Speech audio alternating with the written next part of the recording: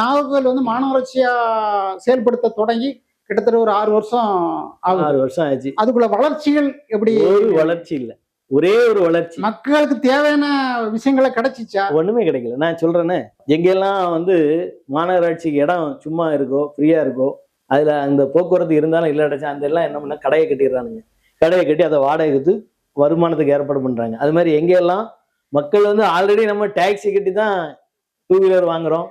Taxi கட்டி தானே வாங்குறோம். டாக்ஸி அடைக்கிறோம். பஸ் காருக்கு டாக்ஸி அடைச்சு தான் வாங்குறோம். ரோட் டாக்ஸி அடைச்சு தான் நம்ம எல்லாமே வாங்குறோம். ஆனா எங்கேயாவது ஒரு இடத்துல போய் நிப்பாட்டுனா நாகூர் டவுன்ல எங்க நிப்பாட்டினாலும் இப்ப 20 ரூபா, காருக்கு 50 ரூபா அந்த மாதிரி ஒரு வசூல் பண்றாங்க.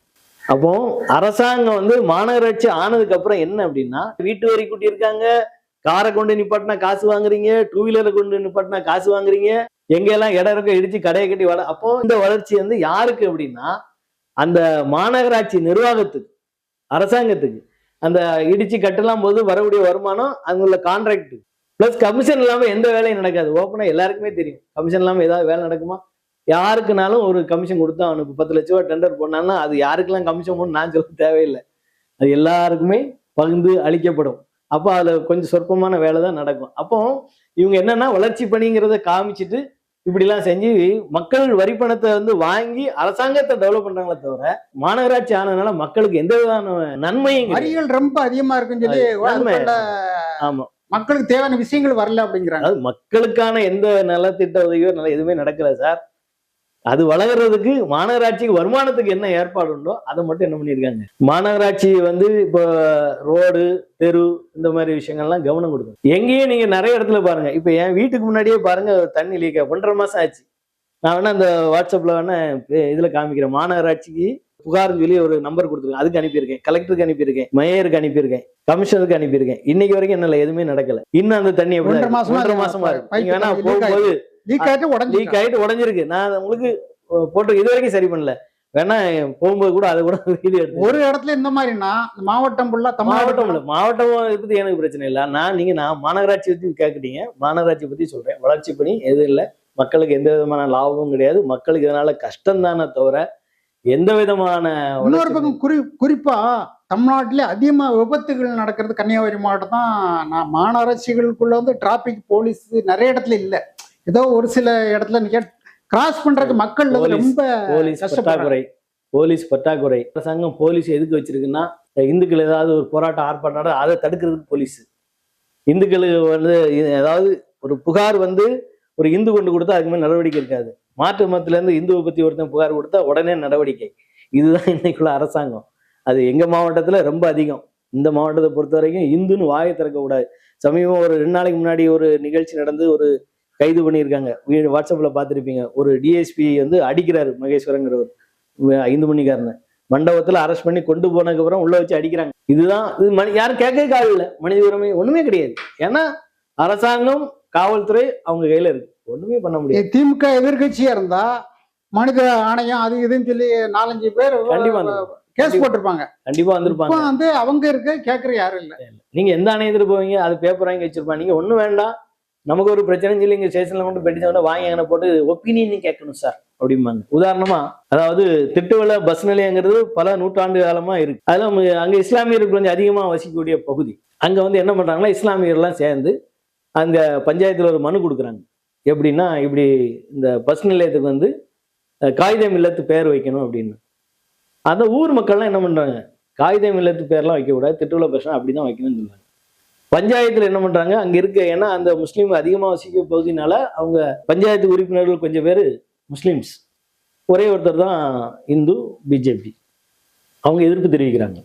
இவங்க எல்லாரும் சேர்ந்து தீர்மானம் நிறைவேற்ற போறாங்க அப்படின்னு தகவல் வெளியே லீக் ஆனோன்னா பொதுமக்கள் என்ன பண்றாங்க, எல்லாரும் அந்த பஞ்சாயத்துக்குள்ள வராங்க. வந்து இது காகிதம் இல்லத்து பேர் வைக்கக்கூடாது அப்படின்றாங்க. அப்போ அதுல ஒருத்தர் காளியப்பன் சொல்லக்கூடியது விஸ்வ இந்து பரிஷத்தினுடைய மாநில பொறுப்பாளர் காளியப்பன், அந்த இறச்சகுளத்தை சார்ந்த. அவர் என்ன சொல்லுவாருன்னா, நீங்க காகிதம் இல்லத்து பேர் வைக்கக்கூடாது. காகிதம் இல்லத்து யாரு, அவர் இந்த நாட்டுக்கு இதுக்கு என்ன சம்பந்தம்? அங்க ஆக்சுவலி என்ன பேர் திட்டுவள பேர் இருந்ததுன்னா பேர் இருந்துச்சா? இல்ல, திட்டுவளை பேருந்து நிலையம்னா இருந்துட்டு இருந்து. அந்த பேருந்து நிலையம் என்னைக்கு வந்து அன்னையில இருந்து அதுக்கு திட்டுவளை பேருந்து நிலையம் தான். இவங்க பேர் வைக்கிறதுக்கான முயற்சி. அப்ப நம்ம ஆள் போய் எல்லாரும் பொதுமக்கள் தடுக்கிறாங்க. அந்த பொதுமக்கள் கூட காளியப்பன் போறாரு, இறச்சகுளம் காளியப்பன். அங்க உள்ள இந்துக்கள் எல்லாரும் போறாங்க. இறச்சகுளம் காளியப்பன் சொல்ற இந்து விஸ்வ இந்து பரிஷத்தினுடைய மாநில பொறுப்பாளராக இருக்காரு.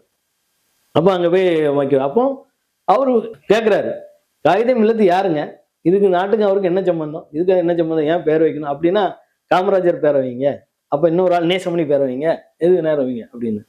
அப்போ இப்படி பிரச்சனையான உடனே விஓ எல்லாரும் வந்து தாசில்தார்லாம் பேசி, சரி அது திட்டுவிளை பேருனே தொடரும் அப்படின்னு அந்த பிரச்சனையை பேசி முடிச்சுட்டாங்க, போயிட்டாங்க. அதுக்கு அடுத்த நாள் என்ன பண்றாங்கன்னா, இஸ்லாமிய சமுதாயத்துல இருந்து அவங்க கட்சியில இருந்து அதே காளியப்பன் மேல ஒரு புகார் கொடுக்குறாங்க. எங்க காகிதே மில்லத்தை வந்து இவர் ரொம்ப மரியாதை குறைவா பேசிட்டாரு, இவரை கைது பண்ணணும் அப்படின்னு. அரசாங்கம் என்ன செய்யுது, உடனே ராத்திரி அவர் எங்கேயோ போயிட்டு இருந்தவர் உடனே அரெஸ்ட் பண்ணியாச்சு, கூப்பிட்டு எல்லாம் பண்ணியாச்சு. எவ்வளவோ பேசியிருக்காங்க எத்தனையோ அரசாங்கம். அதே நாம புகார் கொடுத்துருக்காங்க. பாரத பிரதமரை பத்தி அசிங்கமா பேசியிருக்கான் ஒருத்தன், அவனை பத்தி நாம புகார் கொடுக்க நடவடிக்கை இருக்காது. ஆனா எப்பயோ ஏதோ ஒரு காகிதம் யாரோ ஒரு இஸ்லாம் கொடுத்தா நடவடிக்கை போலீஸ் இருக்கு. அப்ப இந்த அரசாங்கமும் என்ன பண்ணுதுன்னா, இந்த திராவிட அரசாங்கம் அதாவது மைனாரிட்டிக்கு சோப்பு போடுறதுல ரொம்ப தெளிவா இருக்கான். நீங்க அப்படியே ஓட்டு போட்டுருவீங்க, அசிங்கமா கேவலம் பேசுனா இந்து மக்கள் நம்ம திமுக ஓட்டு போடுறாங்க. ஆனா கொஞ்சம் ஒரு வாரத்தை தப்பா பேசுனா கிறிஸ்தவ முஸ்லீம் மக்கள் ஓட்டு போட மாட்டாங்க திமுக. அது அவங்களுக்கு நல்லாவே தெரியும். அது கரெக்ட். இதே திண்டுக்கல் மாவட்டத்துக்கு காகிதே மில்லத்துக்கு பேர் வைக்கணும்னு சொல்லி அன்னைக்கு தீர்மானம் போட்டாங்க. எப்போ ஜெயலலிதா கவர்மெண்ட் காகிதே மில்லத்து மாவட்டம் பேர் வைக்கணும். காகிதே மில்லத்து திண்டுக்கலுக்கு பேர் வைக்கிறாங்க. ஏன்னா இஸ்லாமியர் அந்த பகுதியில் அதிகம். குமரி மாவட்டத்தை சேர்ந்த குமரி பாலன் அப்படிங்கிறவரும் பொன் ராதாகிருஷ்ணன், அந்த பொன் ராதாகிருஷ்ணன் அப்போ வந்து அவர் ஹிந்து முன்னணியுடைய பொறுப்பாளராக இருந்தார். இவங்க எல்லாருமா சேர்ந்து முழு நேர ஊழியராக இருந்தாங்க. அந்த மாவட்டத்துக்கு போய் முழு நேரமா அங்க இருக்க இந்து மக்கள் எல்லாம் ஒன்று திரட்டி ஒரு பெரிய மாபெரும் போராட்டத்தை நடத்தி அந்த காகிதே மில்லத்து பேரை என்ன செய்தாங்க, வைக்க விடாம அன்னைக்கு பண்ணாங்க. அதே விஷயம்தான் இந்த திட்டுவள்ளிலையும். மைனாரிட்டி மக்கள்லாம் என்ன செய்யறாங்கன்னா, அவங்களுக்கு ஆதரவா அரசாங்கம் கொஞ்சம் வந்துட்டு அப்படின்னா உடனே அவங்களோட இது என்ன செய்யறாங்க, உள்ள புகுத்தி அரசாங்கத்துக்கு தேவையில்லாத ஒரு இது என்னன்னா, அவங்க கொடுத்த புகாருக்கு நடவடிக்கை எடுக்கலைன்னா அவங்களுக்கு ஓட்டு வங்கி பாதிச்சிடும். அந்த ஓட்டு வங்கியில தான் நீங்க என்ன பண்றீங்க, கைது பண்றீங்க. அப்போ இந்த தமிழ்நாட்டை பொறுத்த வரைக்கும் சொல்லி, அது எங்க மாவட்டத்தை பொறுத்த வரைக்கும் இந்துக்களுக்கு பாதுகாப்புங்கிறது இல்லை. காவல்துறையில போனாலும் சரி, அரசாங்கத்துக்கு போனாலும் சரி. உதாரணமா நாங்க மாவட்ட ஆட்சித்தலைவரை பாக்குறக்காண்டி ஒரு கோயில்லையோ அல்லது இந்து சமுதாயத்துக்கு ஒரு பிரச்சனை ஒரு மனுவை கொண்டு நம்ம போனோம்னா நீங்க வந்து 1 மணி நேரம் 2 மணி நேரம் காவல் இருக்கும். இதே இது ஒரு ஃபாதர் வந்து அங்கி போட்டுட்டு அவர் வாசல் என்ன சார் வாங்க வாங்க அப்படின்னு உள்ள கூட்டிட்டு போய் அந்த அரசாங்கமே இப்படி மாறிடுது. உங்களுக்கு மேல அரசாங்கம் சிறுபான்மை ஆதரவுன்னு சொன்ன உடனே என்ன ஆயிருதுன்னா, இங்க இருக்கிற ஆட்சித்தலைவரும் சரி, மாவட்ட கண்காணிப்பாளரும் சரி, எல்லாருமே என்ன பண்ணிடுறாங்க, அங்க ஒரு கலெக்டரை நீங்க பார்க்க போனீங்கன்னா அங்கி போட்டு தான் நீங்க ஒரு ஃபாதரா இருந்தா உள்ள போயிடலாம். அது மாதிரி குல்லா வச்சு தாடெல்லாம் வச்சு போட்டு பார்க்கும்போது ஒரு முஸ்லிமான் தெரிஞ்சிட்டுனா உடனே இது. அதுதான் சார் சொல்றேன், இதெல்லாம் மாறணுமானா நம்ம மக்கள் என்ன செய்யணும், ஒன்றா திரண்டு இந்து சமுதாய பிரச்சனைக்காக குரல் கொடுத்தா மட்டும்தான் இந்து விழிப்புணர்வு மொத்தத்துல இந்த தமிழ்நாட்டுல வந்ததுன்னா இவங்களெல்லாம் ஆட்சியை விட்டு விரட்டிடலாம். ஒரு கிறிஸ்தவர் வந்து அரசு அதிகாரியா இருந்தா அவர் வந்து முதல்ல ஒரு பிரச்சனையை கிறிஸ்தவரா தான் பார்ப்பாரு. ஒரு முஸ்லீம் வந்து அதிகாரியா இருந்தா முதல்ல ஒரு முஸ்லீமா தான் பார்ப்பாரு, அதுக்கப்புறம் தான் அரசு அதிகாரியா பார்ப்பான். ஆனா ஒரு ஹிந்து அதிகாரியா இருந்தா அவன் என்ன பண்ணுவான்னா, முதல்ல அவன் தான் அரசு அதிகாரி பார்ப்பான், கவர்மெண்ட் சட்டம் ஒழுங்கு அப்படின்னு பேசுவான். ஆனா அவங்க அப்படி இல்லை. நமக்கு நம்ம ஆளா அதுக்கு தகுந்த மாதிரியான முடிவு தான் இருக்கும், இவங்களை நம்ம ஆளா அதுக்கு தகுந்த மாதிரி முடிவு தான் இருக்குமே தவிர, சார் 40 ஆண்டு கால அனுபவம், நாங்க வந்து ஜோல்னா போய் போட்டு RSSல 16-17 வயசுல வந்தேன், நீங்க 50-60 வயசு ஆக போகுது. காலங்காலமா நான் இது வரைக்கும் நான் இந்த வேலையெல்லாம் இல்லை, முழுக்க இந்து சமுதாய பணி தான் செய்திருக்கேன். இந்த சமுதாய பணியில எனக்கு கிடைச்ச அனுபவத்தை தான் நான் அவங்கள்ட்ட சொல்லிட்டு இருக்கேன். அரசு அதிகாரிகள் எப்படி இந்துக்கள்கிட்ட நடந்துக்கிறாங்க, இத்தனை காலங்காலமா என்னோடது 40 ஆண்டு காலமா இது தொடர்ந்துட்டு தான் இருக்கு, இன்னும் தொடருது. ஆனா இப்போ ஒரு மகிழ்ச்சி என்ன அப்படின்னா, மத்தியில ஒரு ஆட்சி மாற்றம் வந்திருக்கு. உதாரணமா திருப்பரங்குன்றம் பிரச்சனைக்கு நீதிபதி என்ன பண்ணாரு, மத்திய படையை அனுப்புறாரு. அந்த அளவுக்கு ஒரு மாற்றம் வந்திருக்குன்னு நினைக்கும் போது என்ன இருக்கு, பரவாயில்ல. அப்போ இந்த தமிழகத்திலேயே ஒரு பெரிய மாற்றம் வரும். இது வந்து விட்டது, கண்டிப்பா நிச்சயம் மாறும். இந்துக்களுடைய ஒற்றுமையான ஓட்டு ஒரு தமிழகத்துல ஒரு பெரிய மாற்றத்தை ஏற்படுத்தும்.